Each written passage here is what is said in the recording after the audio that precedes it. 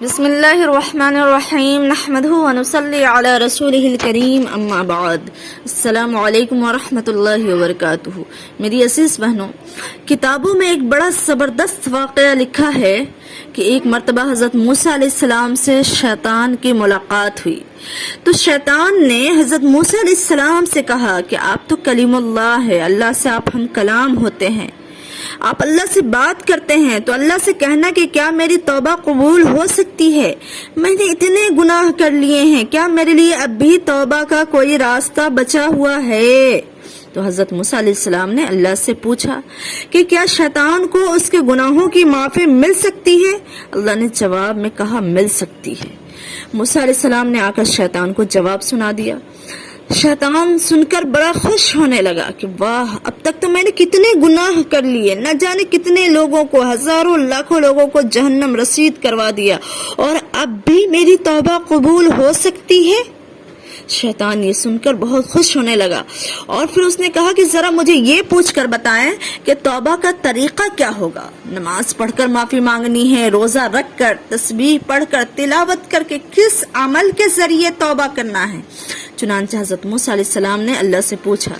اللہ نے کہا کچھ نہیں، بس مختصر سا کام کرنا ہے، جو حکم اس کو پہلے دیا گیا تھا وہی حکم آج بھی وہ پورا کر دے، اس کی معافی ہو جائے گی، یعنی آدم علیہ السلام کو سجدہ کر لے۔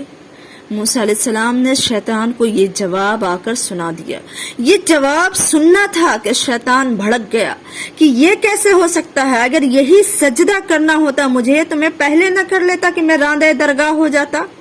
میں ملعون اور مردود کیوں قرار دیا جاتا اگر یہی سجدہ ہی مجھے کرنا ہوتا؟ تو کوئی اور عمل کا اگر اللہ مجھے حکم دے تو میں اس کی ضرور تعمیل کر لوں گا، لیکن یہ مجھ سے نہیں ہو سکتا۔ جس کو میں نے پہلے نہیں کیا اب اسے میں کیسے کر سکتا ہوں؟ جب ساری دنیا میں یہ خبر پھیل گئی ہے کہ شیطان ایک سجدہ کی وجہ سے راندہ درگاہ ہو گیا ہے، پھر وہی کام میں کر لوں، یہ پہلے سے زیادہ میرے لیے شرمندگی کا باعث ہے۔ تو میری عزیز بہنوں، ٹھیک اسی طرح ہم انسانوں کا بھی معاملہ ہے۔ ہم جو کچھ کر رہے ہوتے ہیں ہم اس کو بخوبی سمجھ رہے ہوتے ہیں کہ یہ غلط ہے، اس سے ہمیں بچنا چاہیے، باز آنا چاہیے۔